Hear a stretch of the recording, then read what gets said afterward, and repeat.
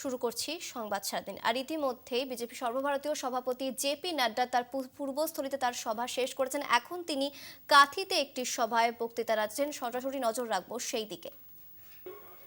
कि मोदी जी के नेतृत्व में भारत की अर्थव्यवस्था 10वें स्थान से हटकर बंगाल को, ब्रिटानिया को पछाड़ के, अंग्रेजों को पछाड़ के 5वीं नंबर की अर्थव्यवस्था बन गई है। यही बंगाल ईस्ट इंडिया कंपनी का हेडक्वार्टर होता था और आज मोदी जी के नेतृत्व में हम लोगों ने ब्रिटानिया को भी पछाड़ के हम आगे बढ़ चले। मुझे खुशी है कि आज भारत दवाई बनाने में दुनिया की फार्मेसी बन गया है और दुनिया को सबसे सस्ती और असरदार दवाई भारत दुनिया को दे रहा है। यह भी हमको समझना चाहिए। आज आप सब लोग बचपन में सुनते होंगे कि जापान कार बनाता था, गाड़ियां बनाता था और जापान कहते थे टोयोटा बनाता है, डैटसन बनाता है, जापान का मुकाबला कोई नहीं। लेकिन आपको मैं बताना चाहता हूं कि मोदी जी के नेतृत्व में ऑटोमोबाइल में, गाड़ियां बनाने में भारत जापान को पछाड़कर तीसरे नंबर की का ऑटोमोबाइल इंडस्ट्री बन गया है और हमारे आगे अब सिर्फ 2 रह गए, चाइना और अमेरिका। और समय आते आते हम आगे बढ़ेंगे, ये हमको ध्यान रखना चाहिए। मैं आपके साथ बताना चाहता हूं, आपके पास मोबाइल है।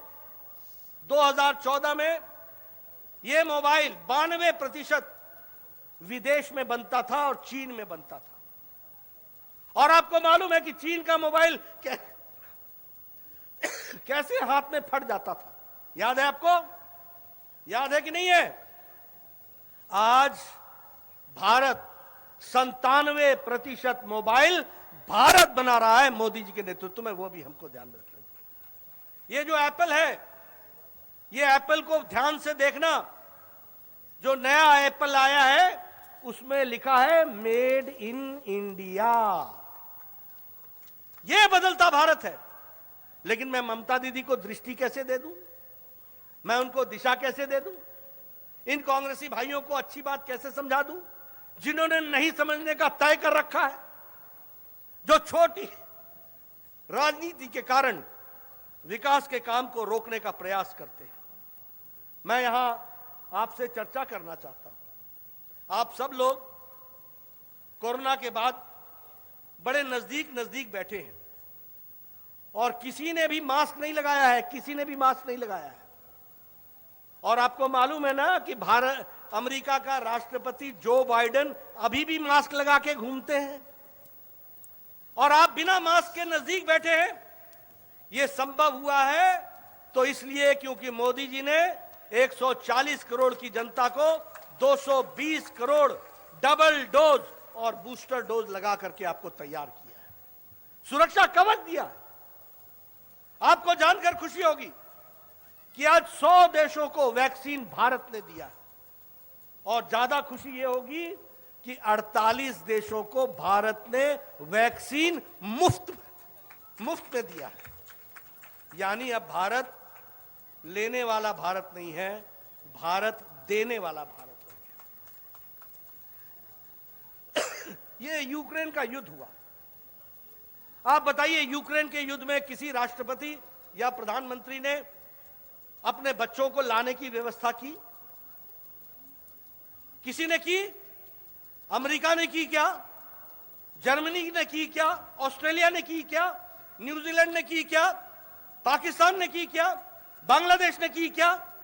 लेकिन मोदी जी ने एक तरफ एक समय में पुतिन से बात की, एक तरफ में ज़ेलेंस्की से बातचीत की, युद्ध को रुकवाया और 22,500 बच्चों को सुरक्षित भारत पहुंचाया। और वह भी उसमें बंगाल के लगभग 300 बच्चे थे। यह भी हमको ध्यान में रखना होगा मित्रों। इसलिए आज मोदी जी के नेतृत्व में देश आगे बढ़ चला है।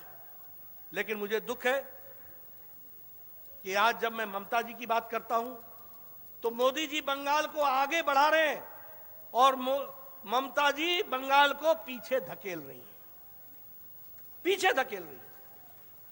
और मोदी जी ने कोई भेदभाव नहीं किया। आपको जानकर खुशी होगी, इस बार के बजट में कलकत्ता के मेट्रो के रेल के लिए 1000 करोड़ रुपए दिया है मोदी जी ने इस बार के बजट में।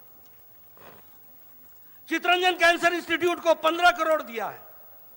सत्यजीत फिल्म इंडस्ट्री को और टेक्नोलॉजिकल इंस्टीट्यूट को 63 करोड़ दिया है और इंडियन स्टैटिस्टिकल इंस्टीट्यूट को 23 करोड़ दिया है। आपको जानकर खुशी होगी कि 30 दिसंबर को प्रधानमंत्री मोदी जी ने वेस्ट बंगाल को बहुत बड़ी सौगात दी थी, लेकिन आपको यह भी याद होगा कि 30 दिसंबर को उनकी पूज्य माता जी शांत हो गई थी। आदरणीय प्रधानमंत्री जी ने अपनी पारिवारिक जिम्मेवारी को निभाया, माता के अंतिम दर्शन किए, माता का अंतिम संस्कार किया, लेकिन वह संस्कार करने के बाद भारत के यशस्वी प्रधानमंत्री मां भारती की सेवा में 1 घंटे बाद फिर से लग गए। यह भी हमको समझना होगा। और उस दिन 30 दिसंबर को आपको वंदे भारत की ट्रेन बंगाल को दी गई थी और वो बंगाल को ट्रेन हावड़ा से न्यू जलपाईगुड़ी के लिए दी गई थी। 30 दिसंबर को 7,800 करोड़ रुपए का फाउंडेशन स्टोन प्रधानमंत्री जी ने विभिन्न प्रोजेक्टों के बारे में रखा था। 30 दिसंबर को मल्टीपल सीवेज के लिए 2000